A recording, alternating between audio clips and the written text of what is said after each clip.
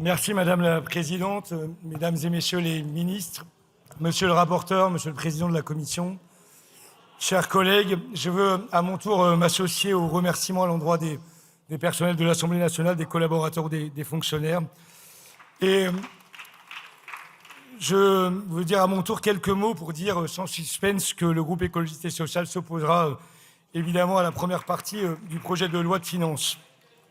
Avec dorénavant maintenant la certitude d'un rejet large, quasi unanime, qui est pour nous l'expression d'un échec aux causalités diverses. La première d'entre elles, on a pu l'exprimer hier d'ailleurs dans les débats, c'est probablement le fait que, contrairement d'ailleurs à l'idée répandue que notre Assemblée pouvait faire un budget, nous n'avons pas aujourd'hui des institutions qui permettent à l'Assemblée nationale de faire un budget. Nous agissons dans le cadre de la Ve République qui concentre les pouvoirs dans l'exécutif.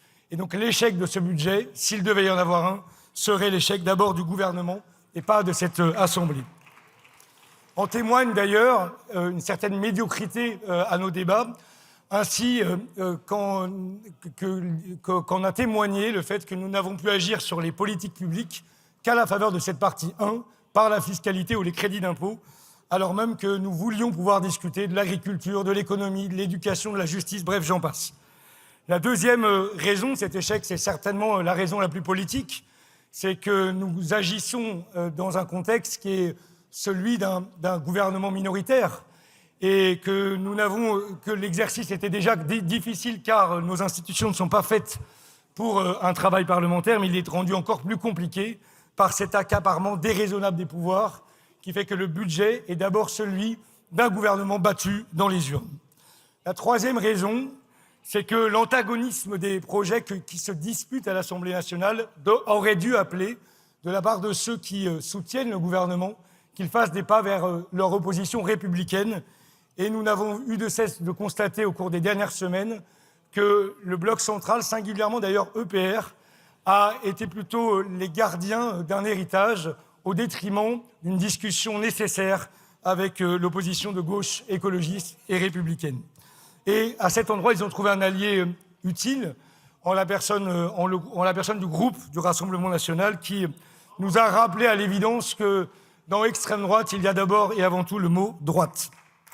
Pour notre part, dans le débat parlementaire, dans le débat que nous avons eu et que nous aurons dans ces prochaines semaines, nous avons refusé que le groupe écologiste et social soit strictement réservé à une fonction de syndicat de l'environnement ou des politiques de l'écologie. Et nous avons considéré qu'au contraire, notre opposition à ce budget et nos revendications s'inscrivaient dans la cohérence d'une alternative politique au budget qui nous est présenté.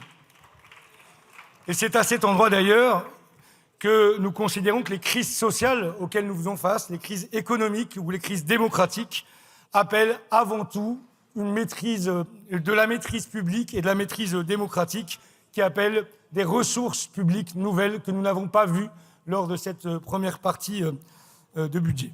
Nous sommes lucides sur la situation des comptes publics, très dégradée par la politique d'Emmanuel Macron. Nous sommes lucides sur la croissance des besoins sociaux dans notre société, notamment du fait du vieillissement de la population. Nous sommes lucides également sur ce que sont les menaces qui pèsent sur les démocraties, les menaces internationales. Et c'est l'addition de ces lucidités qui appelle pour nous davantage de ressources publiques. C'est la raison pour laquelle nous avons mis dans le débat des questions, notamment fiscales, qui n'ont pas eu l'écho que nous attendions. La seule croissance naturelle des dépenses est équivalente à 35 milliards d'euros supplémentaires de dépenses publiques, sans que nous interrogions ne serait-ce que le périmètre de la protection sociale ou du service public. Et c'est précisément en raison de l'absence de réponse sur ces questions-là, et non en considération d'un amour particulier pour les taxes ou les impôts, que nous jugeons aujourd'hui qu'il n'est pas raisonnable d'envisager ne serait-ce que de discuter de la partie 2, puisque nous n'avons pas les moyens, ne serait-ce que d'accompagner l'ensemble de la croissance naturelle de la dépense publique que j'ai pu expliquer tout à l'heure. Nous avons mis dans le débat la taxe Zuckman, le CIR, Dutreil, et nous n'avons pas eu les réponses attendues pour pouvoir discuter des politiques d'éducation, d'action sociale, de transition économique ou écologique. Et c'est la raison pour laquelle nous voterons contre Nous sommes conscients de la gravité, de la responsabilité qui est la nôtre et nous appelons dorénavant à ce que le gouvernement et ceux qui le soutiennent aient conscience de la même gravité de cette situation et se ressaisissent. Merci beaucoup, monsieur le député. Je fais annoncer le scrutin.